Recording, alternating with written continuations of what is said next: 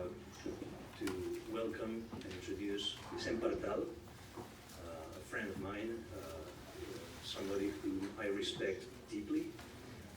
He's the founding director and the person who does the chore of writing the editorial articles every single day, including today, for the digital newspaper VilaWeb, which is the pioneer digital newspaper in Spain and the Iberian Peninsula, and also the leading digital news source in Catalonia. Mr. Partal has broad experience in journalism, having been for many years a reporter for the international section of first Diario de Valencia, also international reporter for the Spanish government's television channel, and also having worked as freelance reporter on international issues for the daily El Punt and for Catalonia Radio, where for some years he directed the popular program Internauta until 2011. In his role as international correspondent, he witnessed the breakup of the Soviet Union and the independence of the Baltic states. He covered the Balkan War, experiencing firsthand the dangers to journalists in war zones. He was also in South Africa during the last struggle to end apartheid, and in China during the Tiananmen Square repression, and more recently in Hong Kong, interviewing participants in the student uprising. In 1994, he created Temps Online, which was the first bulletin board system in Spain. And aside from his activities in the digital media, he is the author of 11 books. Most recently, the one with the Orwellian title, No Homenatge a Catalunya, A New Homage to Catalonia, published in 2018. He has written on the nationalist revolts in the USSR, on China, on journalism, and the internet. He's one of the people who follows most closely the Catalan independence movement, and someone who, with his daily editorial articles, proves to be pretty much a la page and provides daily commentary and I would say also clarification on the confused and very often confusing developments in the three, or by some accounts, 10 years old conflict of legitimacies between Catalonia and Spain. He's the recipient of a number of awards. I'll just mention three of them: the National Award for Journalism, the National Internet Award, and the Barcelona City Journalism Award. And today he'll be speaking about Europe between Brexit and the 2019 Global Revolt. Please join me in welcoming Mr. Partal.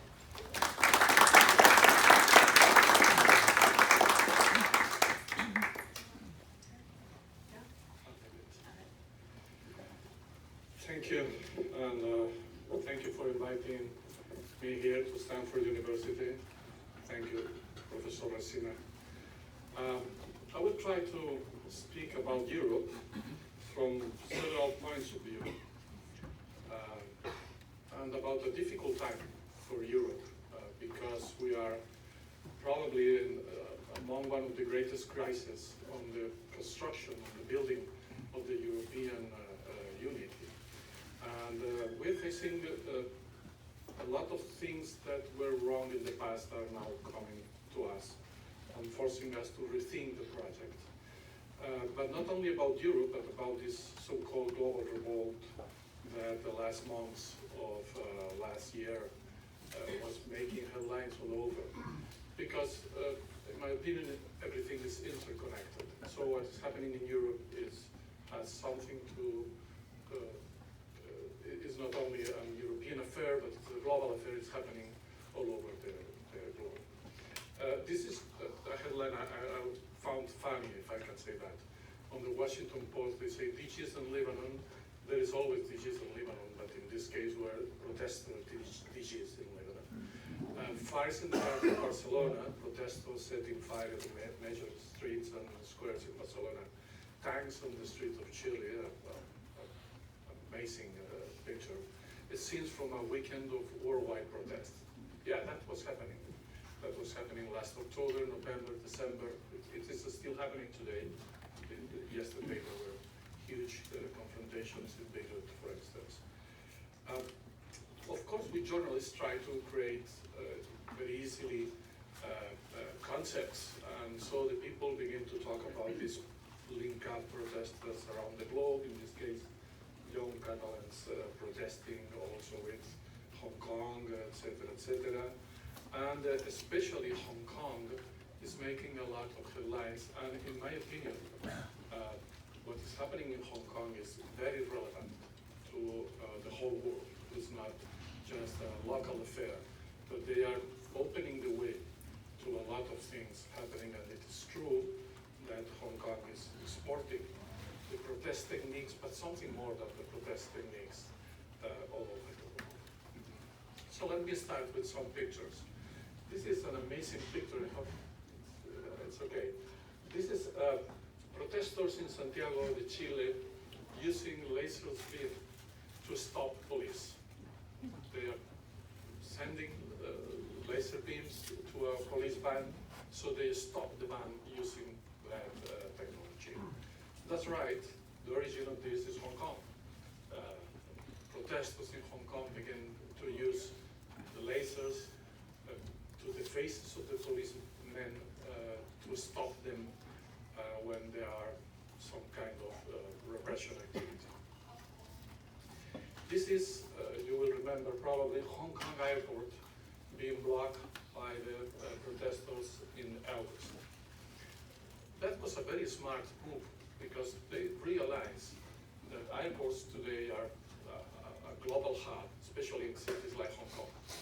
And the disruption of the airport means that everyone all around the world knows that something is happening there. So they identified a place to protest that was, no one thought about this before, the airport.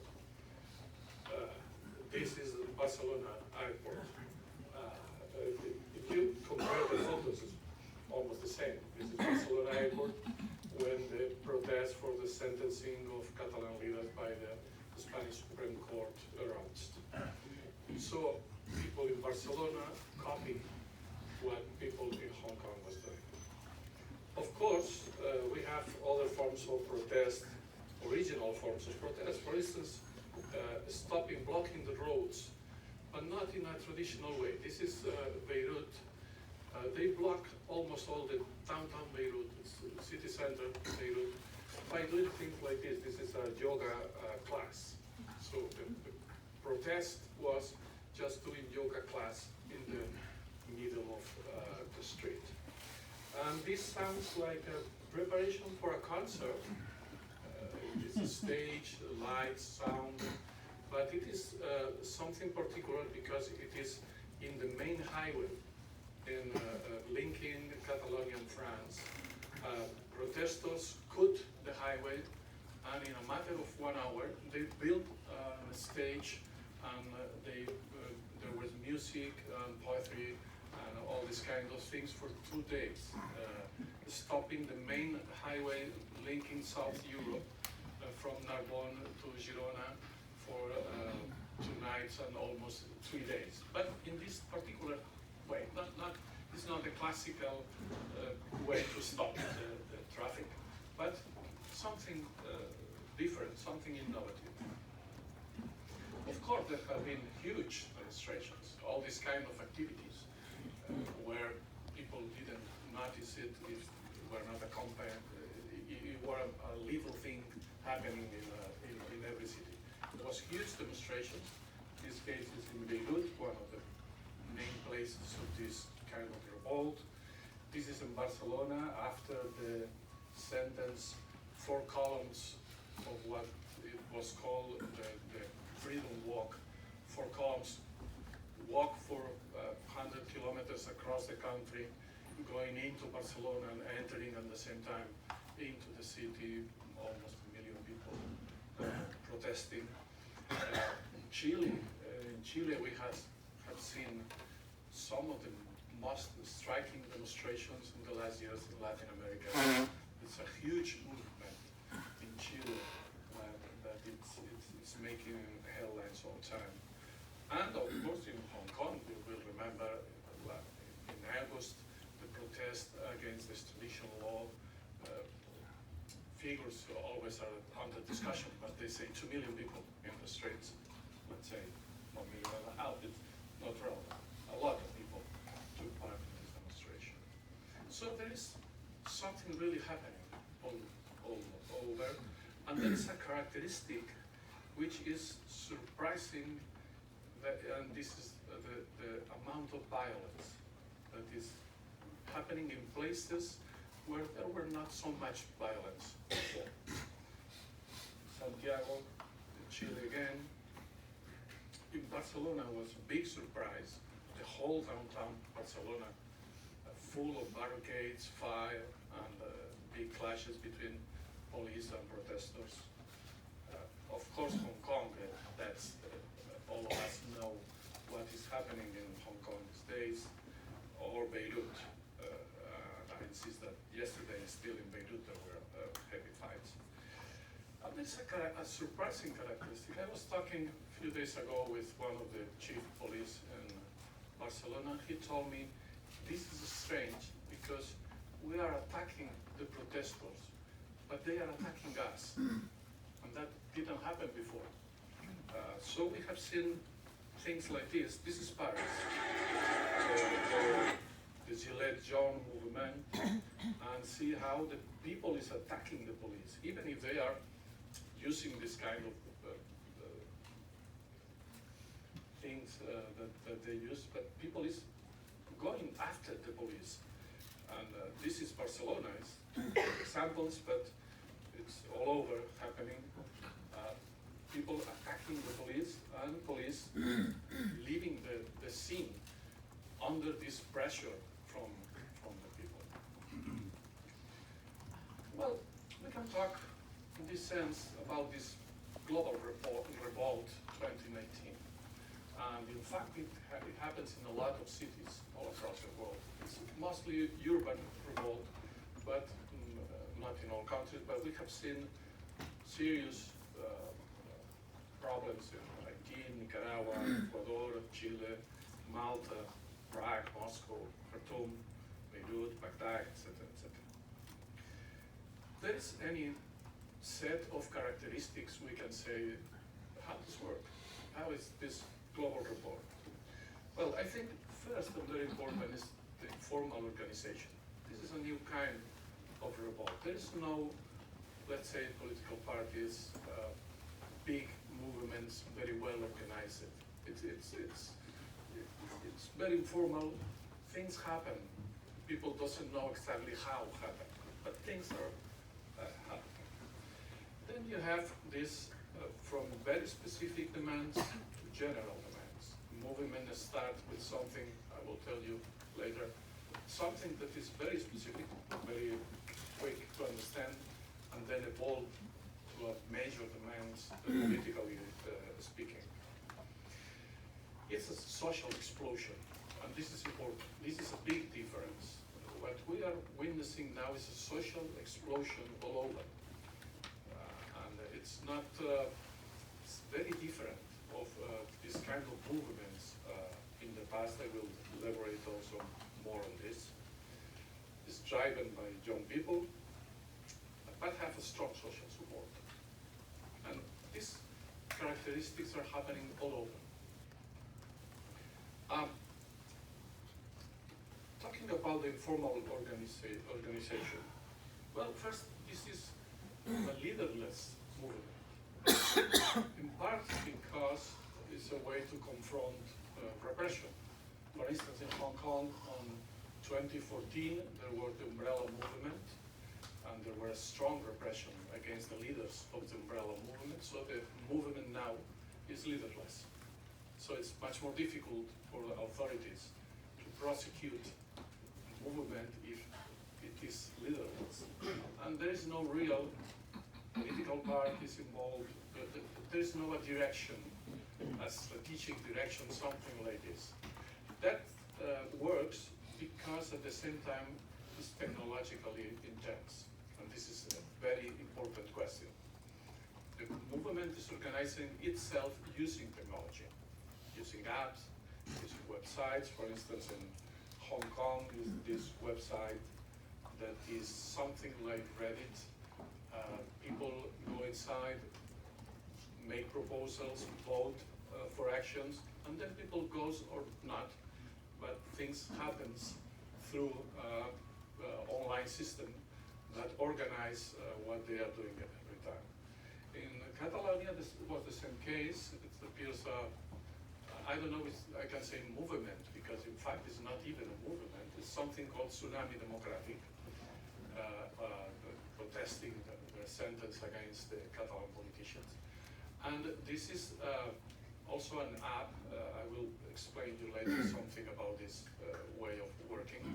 And there is not even discussion. This app proposed, let's stop the highway, or let's go to the airport, and people goes or doesn't go. But if they go, it works. And the efforts to understand who is behind this is impossible, because there is no one behind this kind of organization. And there is a relevant actor, which is Telegram. This app, Telegram, because it's very strong on privacy and makes much more difficult for the governments to identify who is using Telegram. Telegram is being used in all cities. That is a big surprise when you are in Hong Kong or in Beirut or in Barcelona, and all people is using Telegram at the same time. So it's this technology thing is very important to understand how can happen this leaderless movement.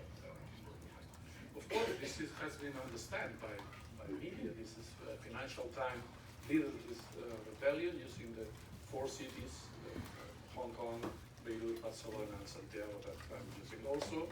Or this is an article from the Atlantic that explain how the lack of a leader is deliberate.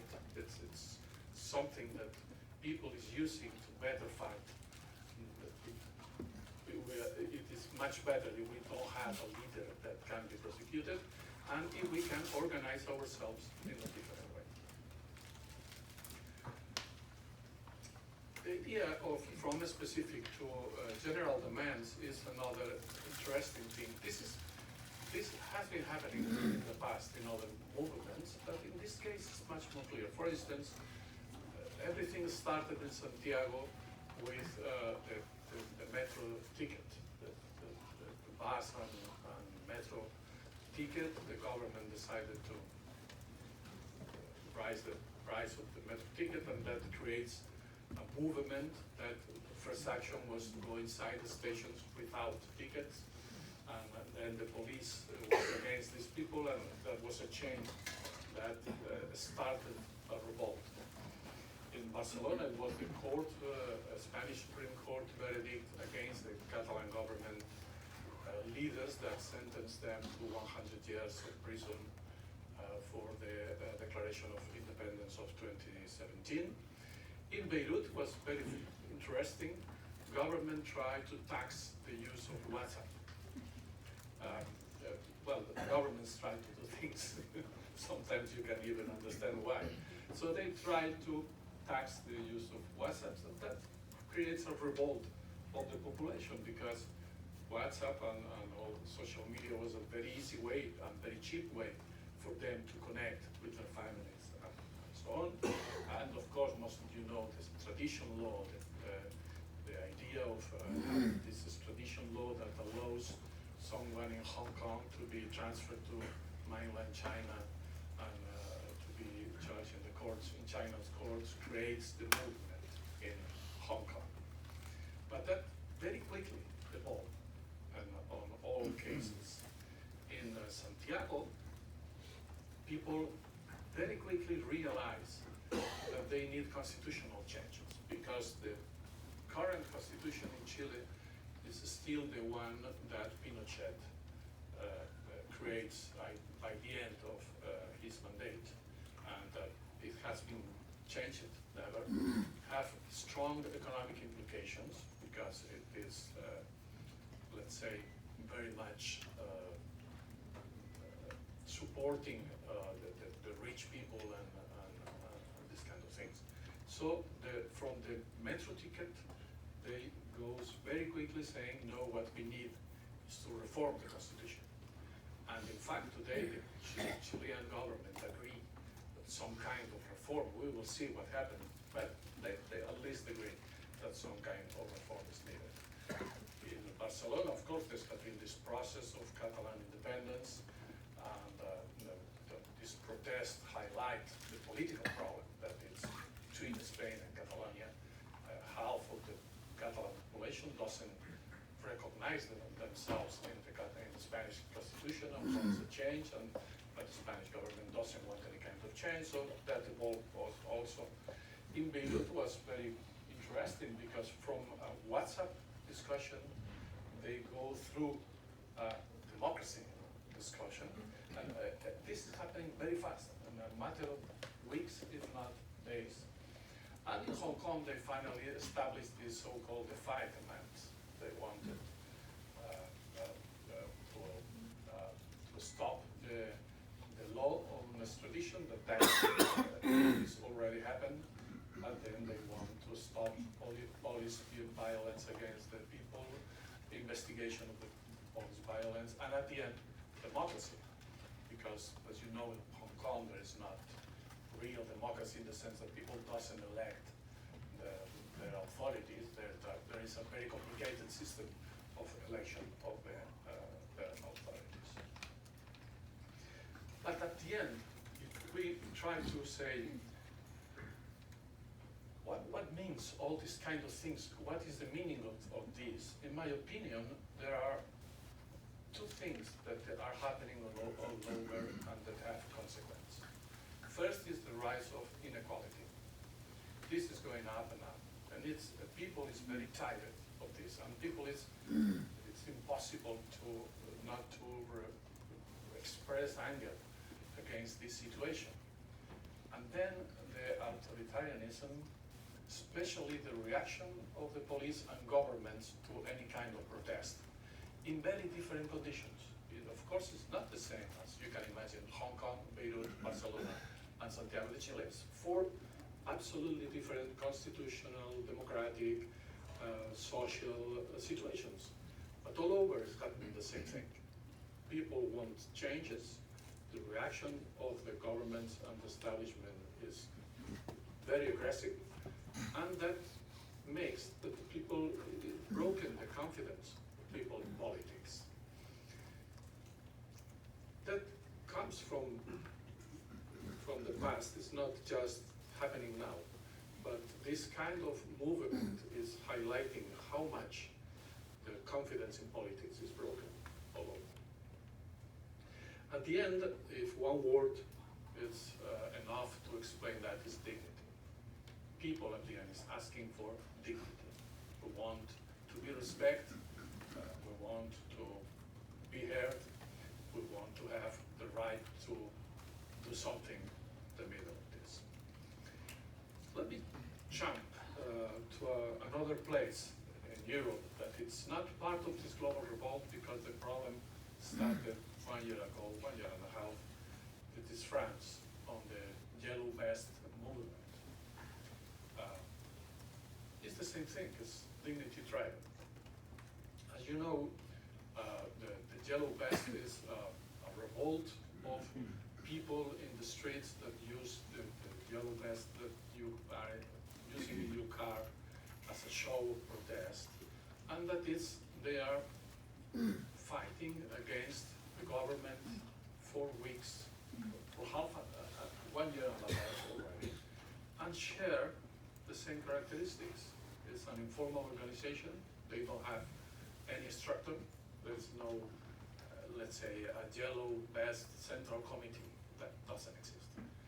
Yellow Vest party doesn't exist. It's an informal organization. Came also from a specific, very specific demands to general demands. Highlights a social explosion, again, violent social explosion. Is driven most from young people, but have strong support on the population. This is a normal weekend in France. This is groups, teeny groups of Yellow Vest stopping transit all over. It is not easy to have so many people doing the same thing again and again every weekend. So, that happens without leaders, without an organization that decides you go there, you go there, you go there. It's a spontaneous movement that is lasting already for long months, for a long period of time. And of course they are also moving from the first protest to a more substantial debate. The movement started, again technology, with an online petition because there were the fuel was rising, the price of the fuel was rising in France, and it was affecting especially old cars and diesel cars that are the cars that are using most poor people in rural areas. And so they decided this is too much. Some of them say, is the government telling me that I must buy a new car? Is that, it makes sense, that thing. And even if the rationale was, this is an ecological proposal, they say, well, we agree on the ecological proposal, but we cannot buy a new car just because you want me to buy a new car. And of course, that evolves to a criticism to the burden of the tax reforms that was proposed by the government on the working and middle class. And people was tired of again and again and again. And there is a component interesting that is different from the four cities, which is the four cities movement is urban movement in most cosmopolitan cities. This is rural and peri-urban areas that are leading the movement. But at the end, more or less it's the same thing and share some characteristics of the same thing. Also the authoritarian power, the police violence was extreme against these people. And there's something happening all over and creating a reaction. This guy is Joan Rodriguez, is one of the most well-known members of the Yellow Vest movement. He lost one eye because of an action of the police. Just to understand the situation, in 1 year and a half, Yellow Vest movement had 11 people dead. They have plus 5,000 people wounded by the police, mostly, not only, but by the police mostly. 12,000 people detained, under detention, plus 2,000 people condemned, most of them going to jail. So the amount of the repression that is shocking the French society is really intense. What happened then, this violence is also happening in other countries. It's the same thing. Roger Español in Barcelona is one of the guys that also lost his eye because of the brutality of the police. And you remember in Hong Kong, even most people went on the streets carrying this thing as a protest for how many people has been hurt by the extreme violent police. So let's see the reaction. Okay, we have seen until now what is happening in the city. What's the reaction of the establishment? France is an interesting place to understand this reaction. French President Emmanuel Macron first just dismissed the thing, this is a protest, will take some weeks, and after that nothing will happen. But at the end, after weeks and weeks and weeks and weeks of protests in Provence, Paris, being caught on fire, etc., he decided we need to react. And he called for what he said was the grand debate on the French society about what is going wrong. A debate that have no serious implications. It's not solving nothing. But what highlights this kind of reaction, we will do a grand debate. We will not try to solve the problem, but we will try to mask the problem under this kind of umbrellas. What highlights is this thing of the end of the political parties as we understood that kind of organizations. In fact, Macron himself is that. Macron creates his own party weeks before the election he won. And that was because it was a marketing product, more than a political platform. It was a marketing product, a nice guy, something new, etc., was sold to the population as a marketing product, not as an ideology. There is not a clear ideology behind him. He creates what France 24 say, one-party state. Why that? Because this broken confidence in politics is being very clear. Today, in the Assemblée Nationale, in the French Parliament, you have 577 MPs. The two traditional big parties, the Republican on the right side and the Socialist Party on the left side, have only this 104 and 24 MPs. And this La Républicaine Marche, that is this new party created by Macron, that helps Macron to win the election, but after that, just doesn't work. No one understands what they are doing, where are they going?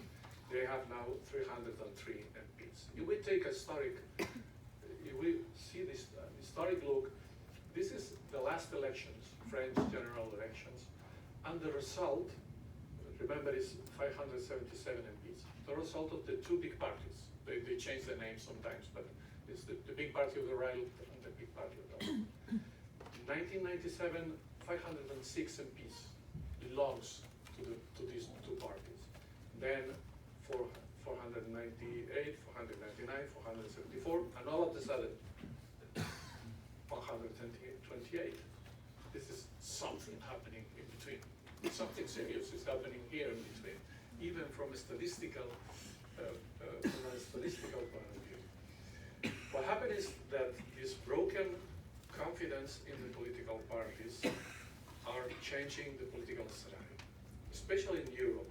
Social democrats no longer are this kind of proxy between capitalism and welfare state.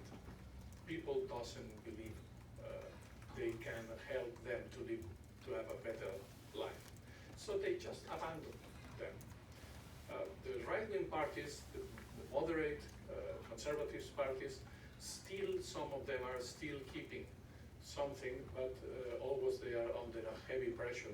But the pressure on the social democracy all over Europe is gigantic. And it's changing the scenario forever. Because that was one of the columns that supports the European way of life and the European way of doing politics.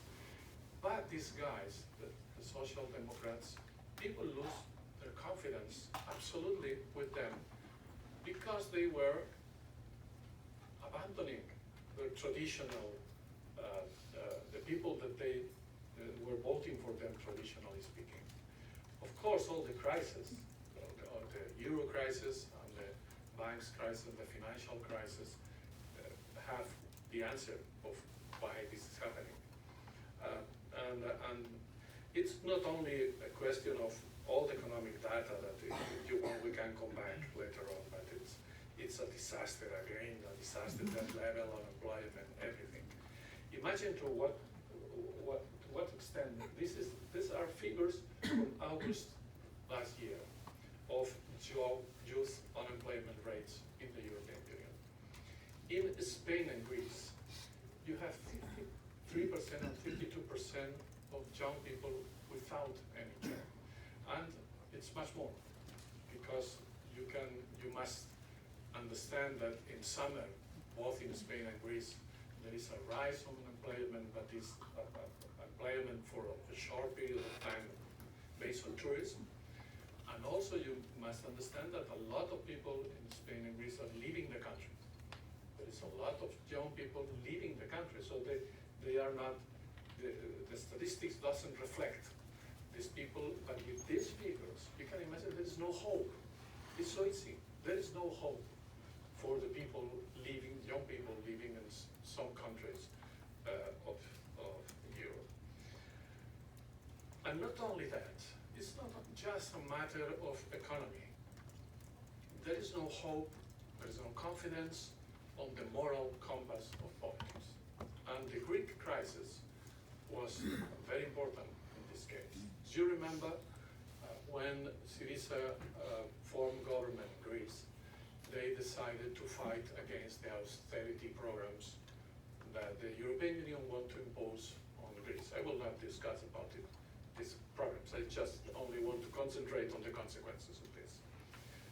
And the Prime Minister called for a referendum. The Syriza government say, do you want that the Greek government oppose the European Union measures on this question? 61% yes, 39% no. It's very clear. Tsipras himself spoke that night and said, he was speaking in a very powerful way. He spoke about when democracy conquers fear and blackmail, speak about redemption, dignity, democracy trumps fear, a new course for Europe. Very nice words. And people was really excited. The power of the people using a referendum and having their own government can change their lives. But that doesn't happen. Instead, Syriza was forced to adopt the measures from the European Union, and the situation in Greece was worse than ever after that. One thing that it is important to understand, when we talk about the European Union, who are the guys behind this thing? Because it's shocking. Who were the ones confronting the Greece government? It was the Eurogroup. The Eurogroup is the meeting of the ministers of finance of the European states that have the euro as its money. And something really interesting is this. The Eurogroup really doesn't exist. If you go to the protocol, official protocol on the Eurogroup, the only thing that says shall meet informally. Shall meet informally. Even in the Wikipedia, it's interesting because say the Eurogroup is the recognized collective term for informal meetings of the finance ministers of the Eurozone, and they exercise the political control over the currency and related aspects of EU monetary union, stability pact, growth pact, etc. See that? Recognized collective term for informal meetings. These are these are the people ruling the European Union, and they have no existence. In fact, the Journal of European Public Policy, what a very interesting article says, this might seem surprising, given that the group is not mentioned by the treaty and does not have any formal decision-making competences. There was a very interesting discussion when Yanis Varoufakis, then the Minister of Economy of Greece, confronted the Eurogroup and said, well, we have a referendum, or people are saying we don't accept that. You cannot impose that on us. And the Eurogroup said, yes, we can. And he said, show me the articles of the treaty that say that. And they said, there is no articles. Show me the rules on how works the Eurogroup so I can discuss that. There is no rules.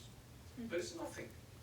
So, the big instrument that is creating and leading the policies of the European Union on economy, and that affecting the lives of the people, real lives of the people, it's a cost.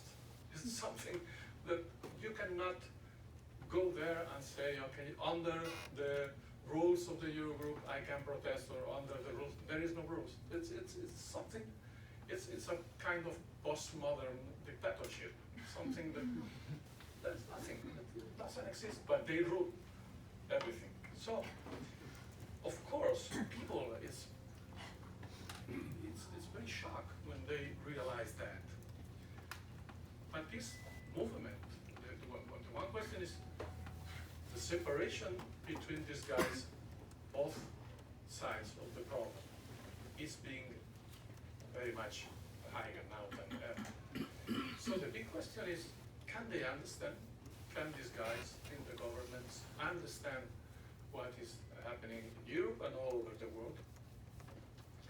Well, they have a problem with technology, a serious problem with technology. They still believe on the old politics, and people is today creating things in a way that they can't even see. They can't even realize what is happening. The use of Telegram, as I said before, or that's a funny and interesting history. When I was in Hong Kong last October, there were huge demonstrations and a lot of conflict.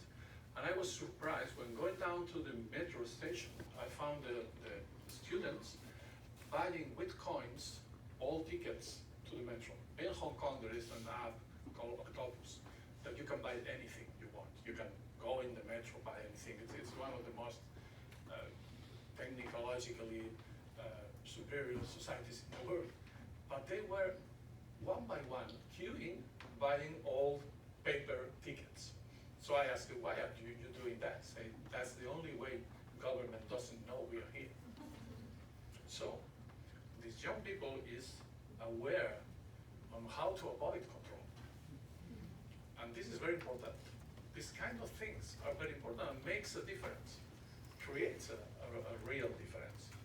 In Barcelona, Tsunami Democratic creates an app.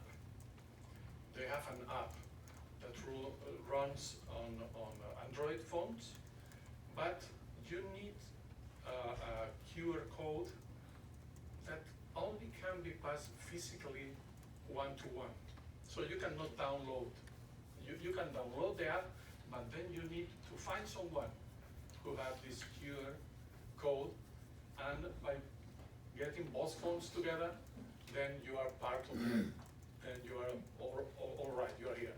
That means this is not that everyone having this app knows someone, and this is creating a real community of people, and we are talking about 200,000 downloads of this app, 70,000 QR shares, meaning 70,000 people talking one to each other and saying, okay, I pass you this thing.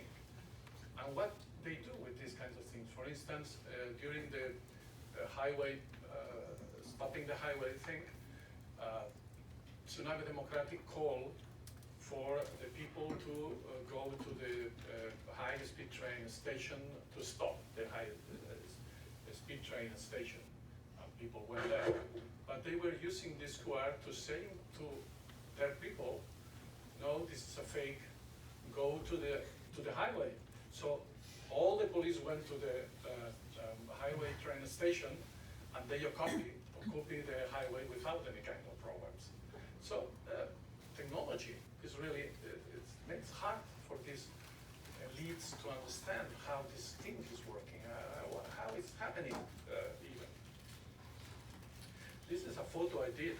I was very much surprised that some nights in Barcelona with the fire and barricades and so on, I found people that were using Google Maps to identify every place where there were barricades, police controls, Spanish police, etc., etc. And was a collaborative effort. People was using Google Maps to share information on where we must go, where can we do something, where is the places.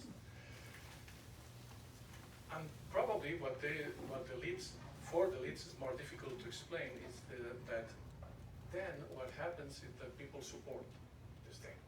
Hong Kong, again, is a very interesting case.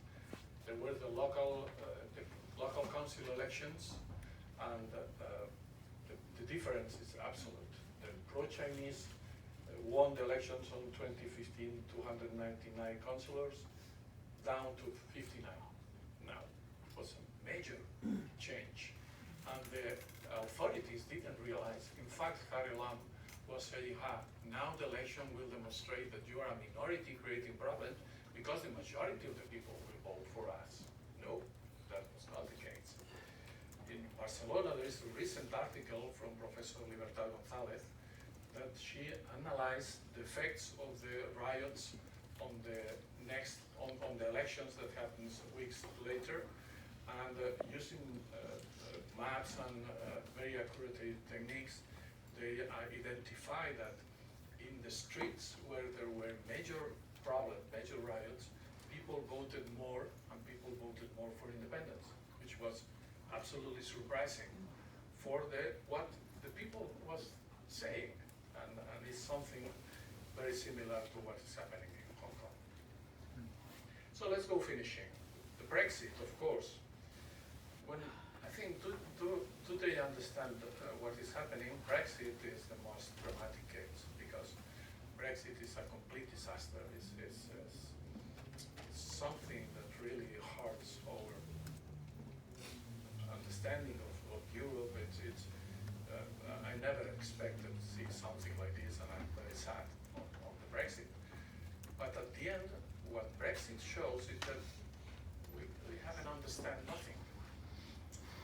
Of course, there were a lot of people fighting for UK to remain in the European Union, and they are the people I admire, and the guys I love. But the real thing is this: Boris Johnson won, and won by a landslide. Not in Scotland, not in Wales, but in England. Labour lost 59 seats, and Conservative win 47 seats. And after all, people in the UK wanted to finish this discussion on the Brexit. Why? Because they voted in a referendum to leave, and the European Union was trying to stop this leave with not so much legal arguments. At the end, they decided to vote, if I can say that, to a crazy man, in order to leave, because for them was most important to fulfill the democratic decision of the people.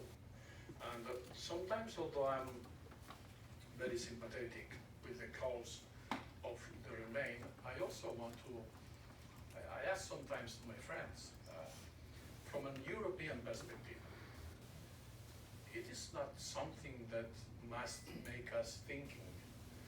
The fact that the only country that never was a dictatorship, and the country that for any standard is the most strong democracy in Europe, is the first one leaving Europe. Doesn't have any meaning, this? Well, the problem to me is that Europe is in a gigantic crisis of confidence. For instance, on the last European elections, they decided to have this Spitzenkandidat. That was every major political group decided, you will vote for us, we will put this guy in the front of the European Commission, which is the most powerful position. But that was wrong, it was not real.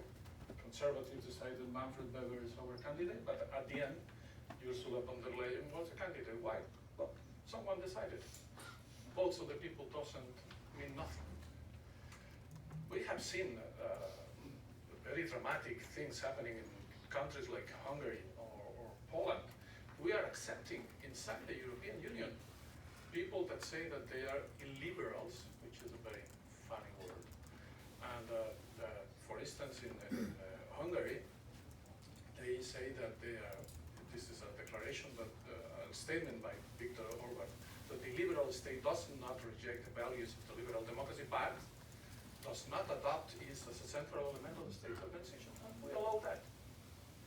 Even the European Commission has recognized that today, inside the European Union, there are countries that you cannot say really they are a democracy. This is extremely dangerous for all Europeans. We have seen the rise of the far right, terrible rise of the far right. We have seen, and this has been another question that creates, in my opinion, that moved very much the European population, the crisis in the Mediterranean, people trying to reach our shores, and the European Union stopping them. Even having heroes like Carola Rackete, a German captain of one of the ships that was working on rescuing immigrants in the sea, put her in prison because she was rescuing people in the sea. That is something that the maritime law, you must rescue someone if it's in the sea. This European Union, people don't recognize the values in this European Union. Last week, this guy is Jordi Cuixart. This is a Catalan political prisoner. This is a civic leader. He's not even a politician. He has been condemned to 8 years of prison and already spent 2 years in pretrial prison. Last week was the first weekend that he was able to leave the jail for 48 hours to stay with his family. When he come back doing the V for victory. You expect this kind of photos in Turkey, not in the European Union. What's that? We have, yesterday, the Economist Intelligence Unit released this Democracy Index 2019, and speaking about Spain, they say that the sentencing by the Supreme Court in October of 9 Catalan leaders, etc. Although the sentencing complied with the letter of the law, the long prison term for elected politicians and charges of sedition were not in the spirit of democracy. Remember the words of Viktor Orban. This is happening today in Europe. And do we have any hope? Well, the Court of Justice is most the hope. It's funny, but they are the most revolutionary instrument that we have today. There is a discussion between Eurosceptic and Eurodemanding, and this is beginning to work. And there is something important, which is people is realizing that we have a double citizenship. The European Union is a union of states and citizens. So I have rights as a citizen of Spain, the Netherlands, or Poland, but I have rights also as a European citizen. And the court, the European Court, is opening more broader rights for other people. But at the end, we come back to Hong Kong. Only if you do something really serious, things happen. This is a personal story. I was in Beijing in 1989 during the Tiananmen Square, and when I left the city, I went to Hong Kong. And I was shocked because in Hong Kong people wanted to be Chinese. At that time they were part of the British Empire. And I was shocked.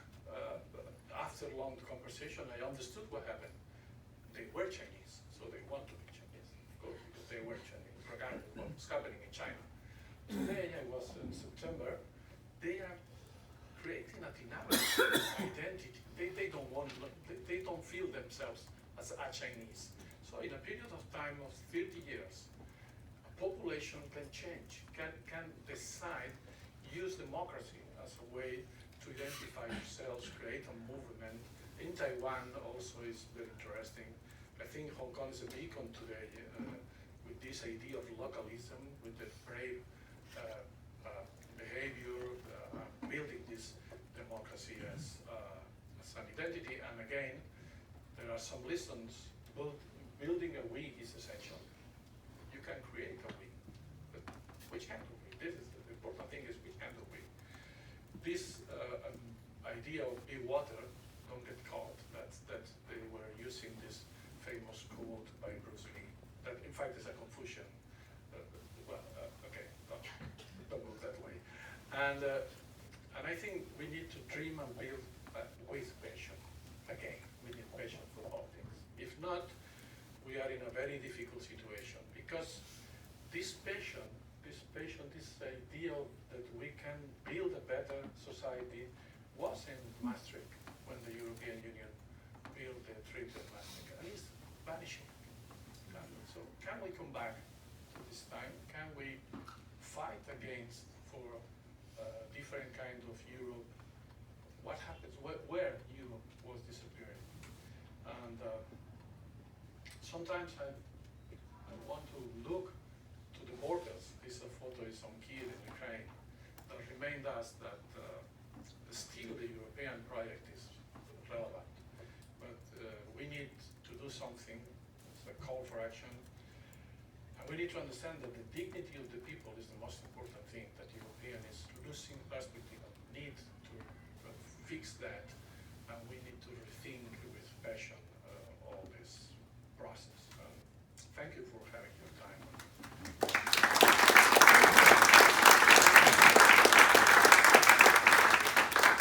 So we have some time for questions, if anybody would like to start.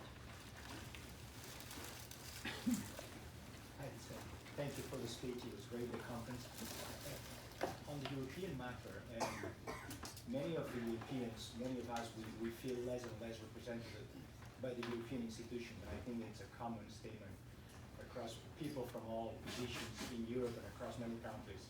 Is there any hope that you see in Europe where European institutions could realize of that happening, of the disaffection of people with the European institutions, and some hope or some kind of movement of some European institutions trying to address that, trying to be more representative of the European citizens so that we address this situation that is going in the wrong direction? I think it's extremely interesting what is happening with the European Court of Justice. It is strange because the European Court of Justice at the end is the, let's say, less democratically elected body of the European Union. But the European Council, you know, the European Union have 4 pillars: the European Council, the European Commission, the Parliament, and the European Court. The Commission and the Council is in the hands of the states members, and it's not working as a European thing. It's working, the interest of every state is more important than the general interest. The Parliament is winning something, but it's going very slowly, winning battles, and it's still today controlled basically by the socialists and the conservatives that try to keep the whole world running. And the European Court is taking important decisions that are opening the way. For instance, we have a very relevant decision on gay couples in Romania. It's a country that, because of cultural reasons, it's very difficult for them to accept the right to gay couples to living together. And the European Court forced Romania to accept that because you can, it's crazy if you have one right in one country and then you go to another country and you are deprived of this right for any kind of reason. So I think the European Court of Justice can play a role on this thing. In Brussels, they say they make jokes with the revolutionaries. They say they are the revolutionaries. It's very strange, but maybe they are. But at the end, if the people of Europe doesn't react, nothing can be done. So we need more reaction from the people.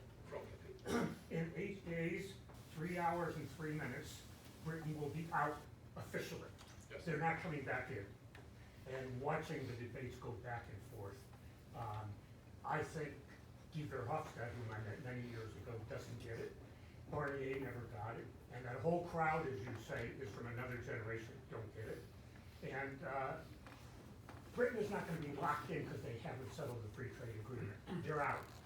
Now, what's that going to do to somebody like Matteo Salvini and the League, which is one of the core 3 countries of the European Union, who looks poised now, though it blew up in his face last time when he resigned. The 5-star leader just stepped down. That coalition is going to crack. They're going to have elections again, and he's really risen to the top of the public opinion polls. Where do you see that movement going, and whether these favorite words, fissiparous tendencies that are going to split apart are going to just become like an avalanche, that it's not going to be stoppable however much you want it to stop? I mean, if you have to bet right now on all the countries of the European Union still being there 5 years from now, 50-50, you wouldn't take that bet, would you? No. Okay. And it's really disappointing to me. And what is happening with the Brexit is even affecting me personally speaking. The real thing is that the European Union process has built communities of people, friends, people working there. And to me, it's more even a sentimental thing than a political thing.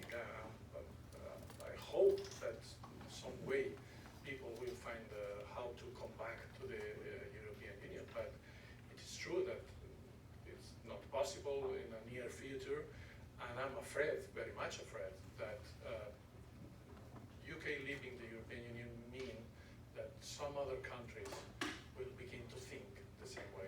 Because they say, well, if this thing doesn't work, why we must be here? By the way, that connects also with the United States and the Trump ideas. I was waiting for you to There's bring something that in. that we have no time to debate on that, but Boris Johnson, Donald Trump, there's something that is happening also in this direction.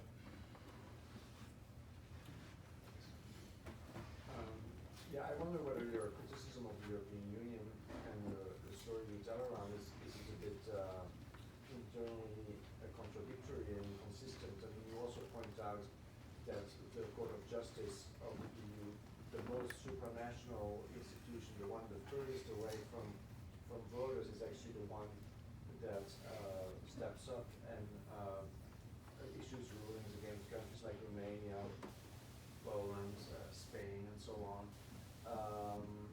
Doesn't that show that the problem really lies with the member states, and with those member states who basically want to preserve their veto rights in all kinds of policy areas, and as a result hinder the functioning of the European Union? Yeah, absolutely. That's the question. That I'm in favor of a more federal Europe with more power shared by the people, but for instance, voting a president of the European Union by all citizens, creating institutions, democratic institutions that represent the whole citizenship. Because what is happening today, you are right, is that the member states are thinking first on them, on their decisions, and then in the collective process. And that can work. It's absolutely clear that can work. There is something funny. In your libraries, probably you have the Maastricht Treaty official book. Maastricht Treaty was the most far away pro-federal Europe decision taken never by the European politicians. If you read the book, you have an area that is called exemptions, meaning every state say, okay, we agree on this, but not on this, not on this, on this. It's double the exceptions than the real treaty. So my guess always has been that in Maastricht, the national governments realize that they are losing power in favor of something bigger, and they decided to stop this and to come back to an egoist way of thinking about Europe. And I agree absolutely with you. The problem is more on the side of the states. It's absolutely clear. The question is why not one wants to fix it. It's clear. Why not fixing it? Why the interest of the politicians are against fixing this so clear thing?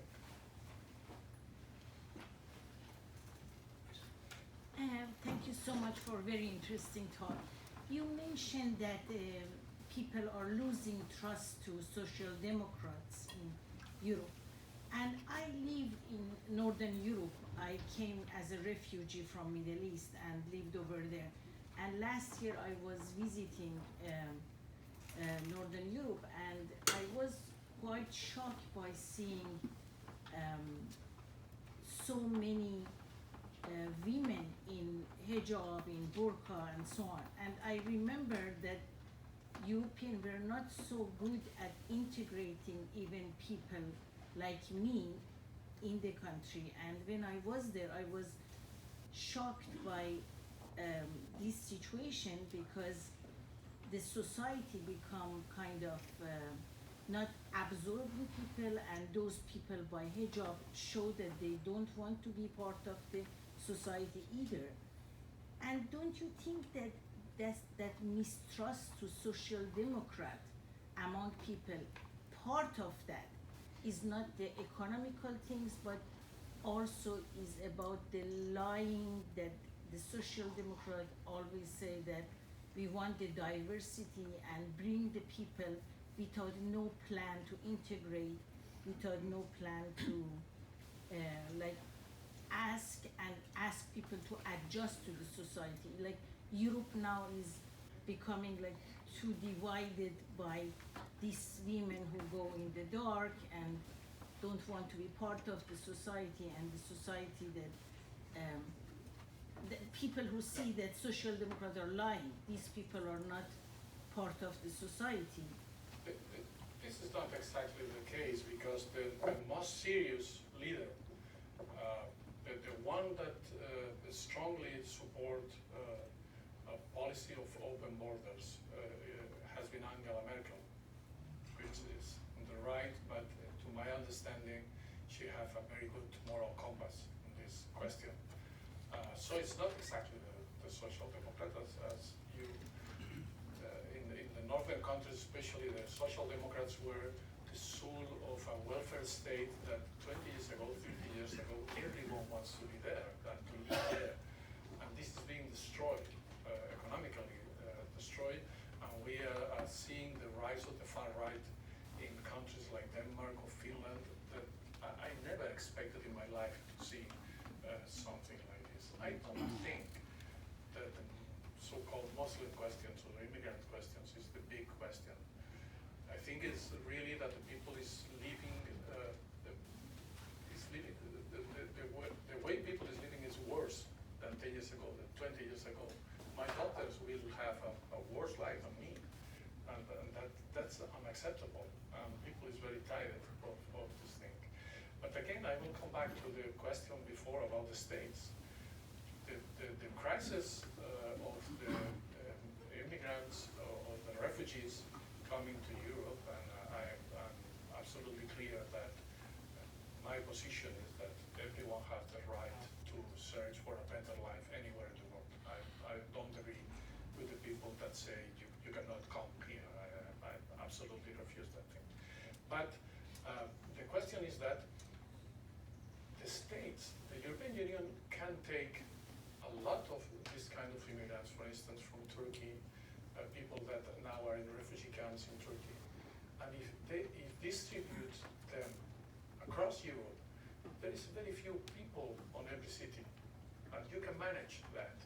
The problem is that the European Union allow countries to say we don't accept immigrants, countries to build fences inside Europe for stopping immigrants and refugees. So there is not the power to create a rational distribution of this immigrant. What's happened that the countries that have a more traditional support for immigrants, like the Scandinavian ones, they are getting much more people that they can manage in a normal situation. But the problem, in my opinion, is not the Scandinavian countries, it's the other countries that doesn't want to accept not a single one. This is the real problem. Europe is bigger enough to accommodate a lot of, at least the ones that are in the recent crisis, we can accommodate them, and we can create a normal society with them. The problem is that there is countries that doesn't want to accept that still today speak about it, but Christian wife, Europe, this kind of things. And the European Union have no the tools to force these countries to accept a reality, which is that we have in our borders people that want to come to our country, to Europe.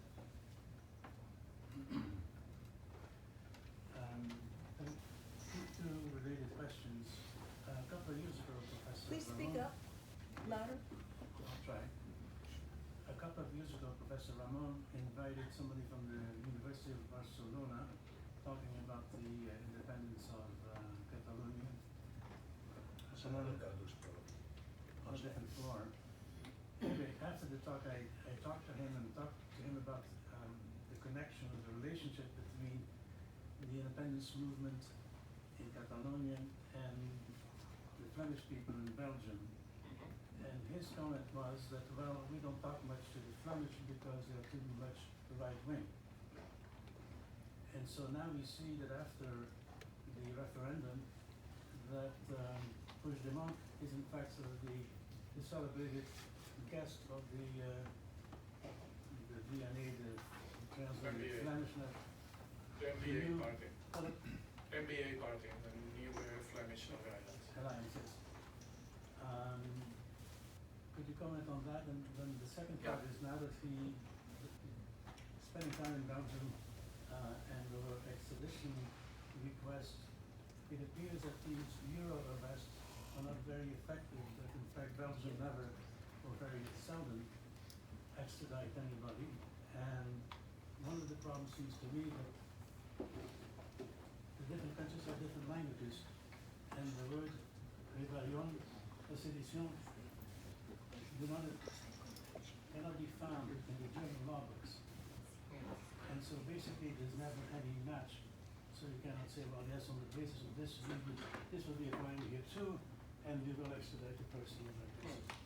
It's not exactly the word, it's the concept that doesn't exist, because people understand in most countries that sedition is something from the medieval times, that in a advanced democracy there is no place for such kind of offense, especially if they are made by elected politicians. I think the question with the Euro orders, it's working very well, because at the end Belgium is defending the rights of Catalan politician that has been threatened by Spain.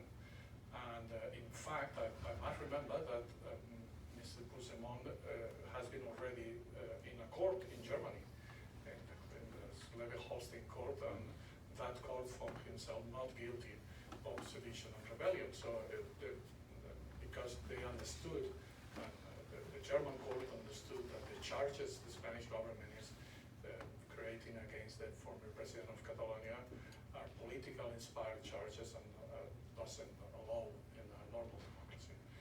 About the Puigdemont question in Flanders, I think what it is very difficult to explain is how a politician must be in exile today in Europe. This is the big question. Why a politician must be in exile? And I think that when you are in exile, you go to the guys who help you. And there is a big difference. For instance, in Belgium, Flemish nationalists are helping a lot Mr. Puigdemont. It's very easy to understand the rationale behind that. But in Germany, the political party who's helping Mr. Puigdemont is the Linke, which is the far left movement. So you have on Flanders the right-wing parties, and in Germany the far left parties supporting the same guy. Then the question is how to explain that. Probably the problem is why this guy must go outside to search for a justice that there is not in their own country. Well, we have a problem. I have a quick question. With the internet and technology fueling a lot of these demonstrations, is there or has there been outside influences fueling them, like Russia or other bodies? And if not, what happens when they start doing that? Because we've seen some presentations here at Stanford of how powerful and easy it is for the Russians to inject into these streams. And I'm curious if this happens, or has it happened? If not, what happens if they start doing that? Will these demonstrations keep prolonging like they already are and escalate?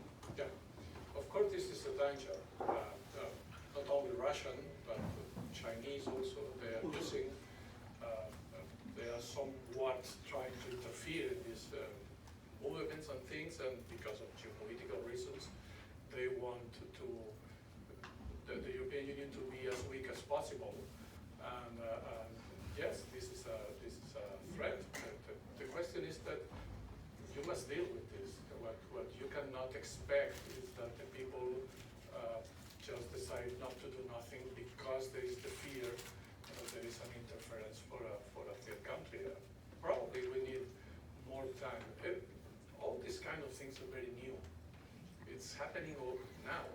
So we need more time to understand how to work with these kind of things, how to deal with these kinds of things.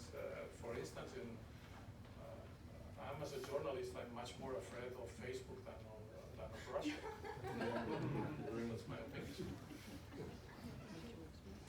Just wonder, Europe, the European Union started off just as an economic European Economic Community, EEC, and then I think it was in 1993 it became the United States of Europe. But was it 1980?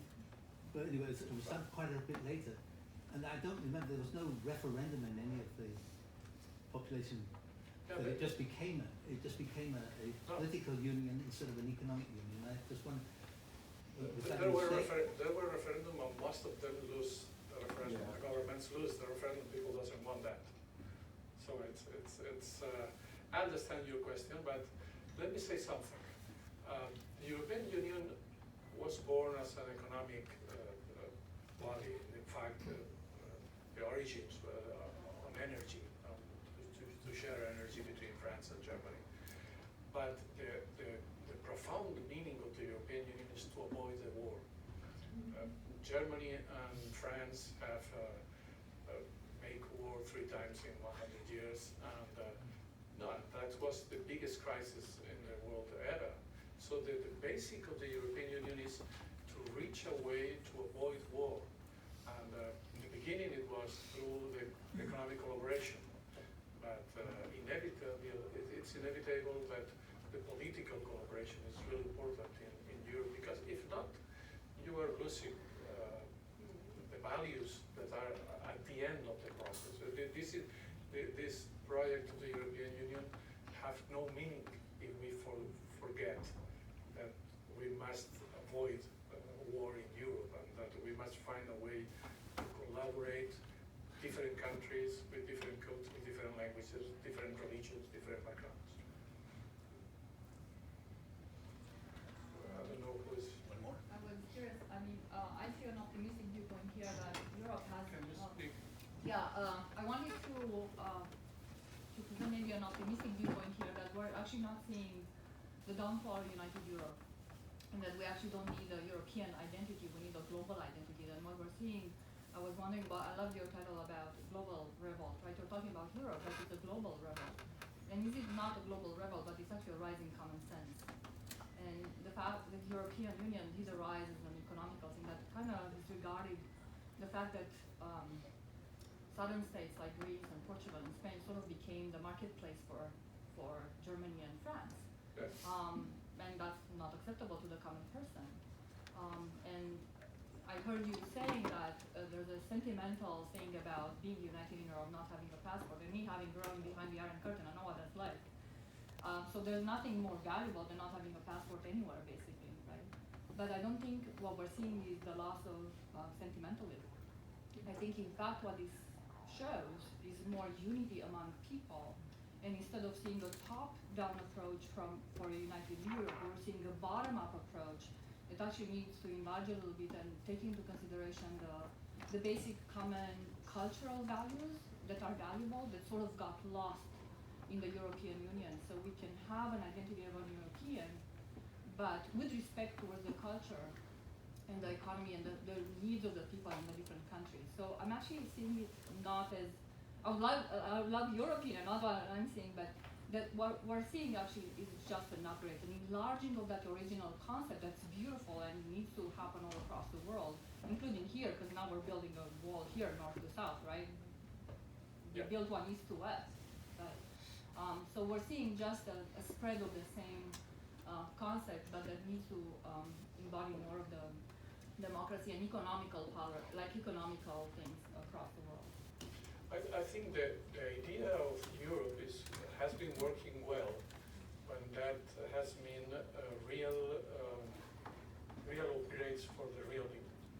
When if the people have better life because they're a part of Europe, the people accept Europe. And that's okay with me. I think it's okay. I understand your position. My position, let's say, is a sentimental position because I have been pro-European guy for decades, and I've been fighting for this idea of the European unity, and so I'm very hard with the situation I'm seeing. But I think the debate is a fair debate, a legitimate debate, us as Europeans much more about the things that you are putting on the table. How it's, I'm not sure on which one is the best way to proceed.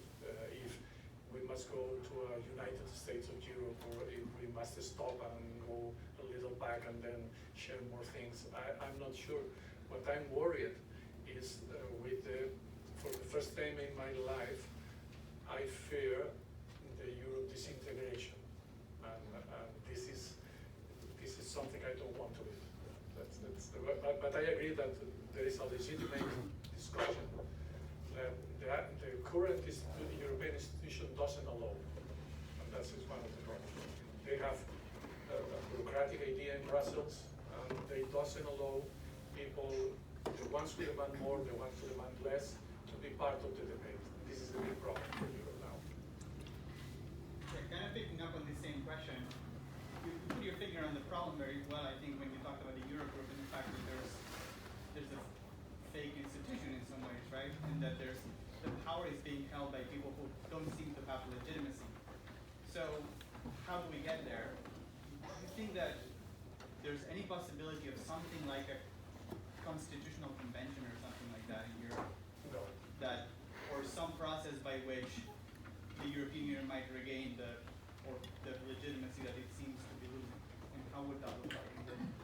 No, unfortunately, the European Court of Justice can create a new scenario, maybe, because you must understand how the European Union works.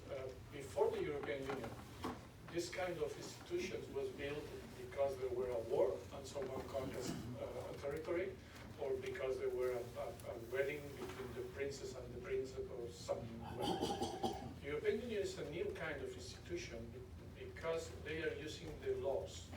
They are using what we call the law rule, meaning we have 80%, 70%, 60% of the laws are the same on both sides of the borders.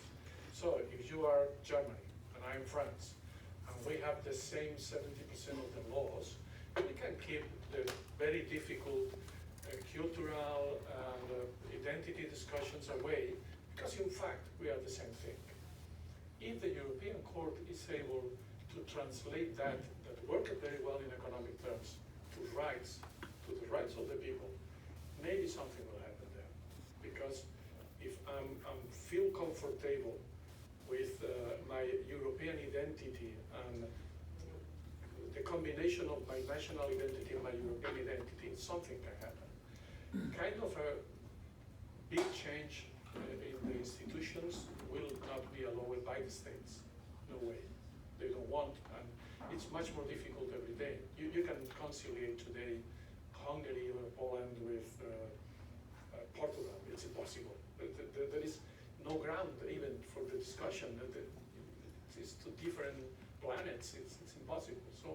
So this is a very difficult situation, and probably the only, I'm afraid that the only way to is if something happens. If this revolt really reach a point where the politicians begin to think this is serious. And if that happens, well, maybe something will happen. That's part of the hope I have. People in the streets saying, enough, this is enough, we want something different. And maybe if that begin to happen all over, this class of politicians will think, well, maybe we are under a serious threat and maybe we can do something. But this is the story of the democracy in the world. So it's not easy. But a kind of convention, revision of the threat is something of this way, I think is unthinkable now.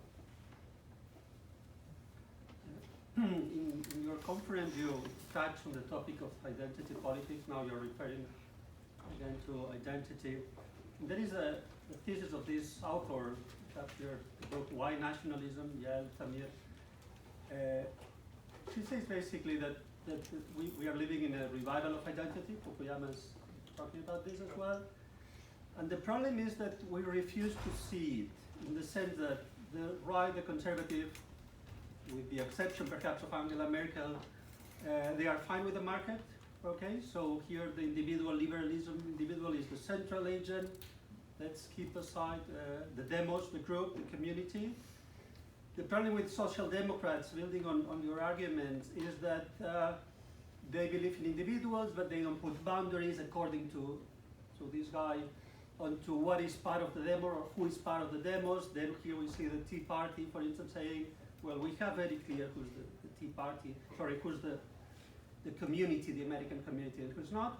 And then basically the point is that she says we're basically letting identity politics be driven by the liberal states, as you mentioned, Orban and some others. So is there a common thread based on your following on all these different demonstrations, revolts, movements? Do you see them as part of this return to identity? Do you think that this is indeed that, does it work, this thesis in your understanding of the problems of Europe, this incapacity to deal with the cosmopolitan level and the local level? That's the reason why I'm so much interested on what is happening in Hong Kong. Because I think really in Hong Kong something extraordinary is happening, which is people is seriously thinking about a new identity based not so much on who I am by birth, but who I want to be. And I think this is very interesting. And it is much more clear in the case of Taiwan. Taiwan is a very interesting country also. Taiwan is, the way Taiwan is facing the threats from mainland China now is by creating a new kind of country. And they, for instance, they are the first country in Asia to accept the gay wedding, the LGBT wedding. They are establishing very strong rules supporting freedom of expression. They are creating one of the most interesting projects on using blockchain as a way to protect the privacy of the people. They want to have English as a national language along with Chinese and the local indigenous languages that were not contemplated in the past as something important, something relevant. They want to have 20% of the population of Taiwan in, I don't remember, 20 years, something like this, being people coming from other countries. So they are saying, we cannot resist China on a war, but we can be less Chinese by being more plural. And I think this is a very interesting trend. And something like this is happening in some parts of Europe. This idea of I can use my European identity as a way to avoid or to live more comfortable with other people. Some of the best experiences of the European Union are those experiences that put in contact people with people. For instance, I am a huge supporter of the Erasmus program. You know, Erasmus program is a way to go, in theory, is to go to study to another city. In fact, is to go to search for an Italian boyfriend in any city in Europe. But the result is European couples, European friends, European, and that's something much more interesting than other programs that doesn't focus so much on these people understanding themselves as the Europeans, because there is not a no one can say being European means that. No, it's different. Not even, we don't have even a common religion or a common language or a common nothing. So what means being European? We are creating that European identity today, and that's one of the hopes I have, that identity, in my opinion, identity is not a wrong thing. It depends. It can be extremely wrong, it can be extremely good. It depends on how to use it. And in Europe, of course, I want to follow very closely Hong Kong and Taiwan. I think this is the cradle of something new that is happening. But I would like very much an European identity that happening in some places. What is London? London is England? Are you sure about that? Or it's something different in Singapore as well? So let's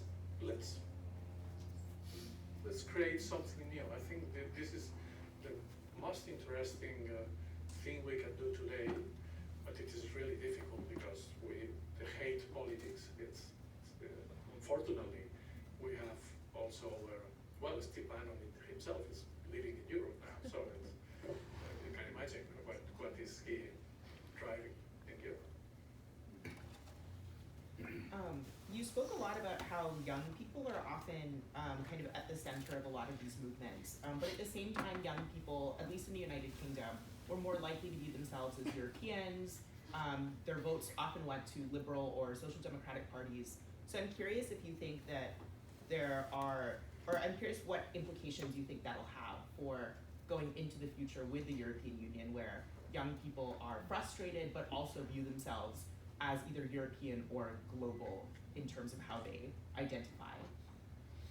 I think we have, it's a difficult situation because young people is mostly frustrated.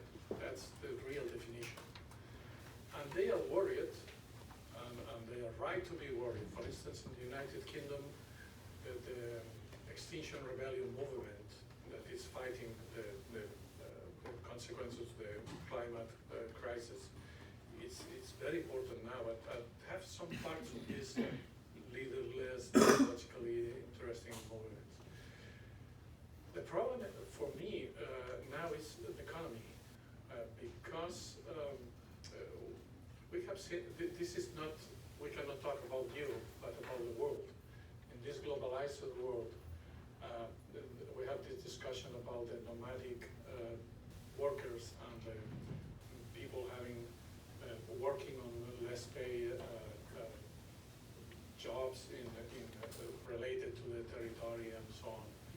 And for the young people, it's really very difficult to find a way to the future.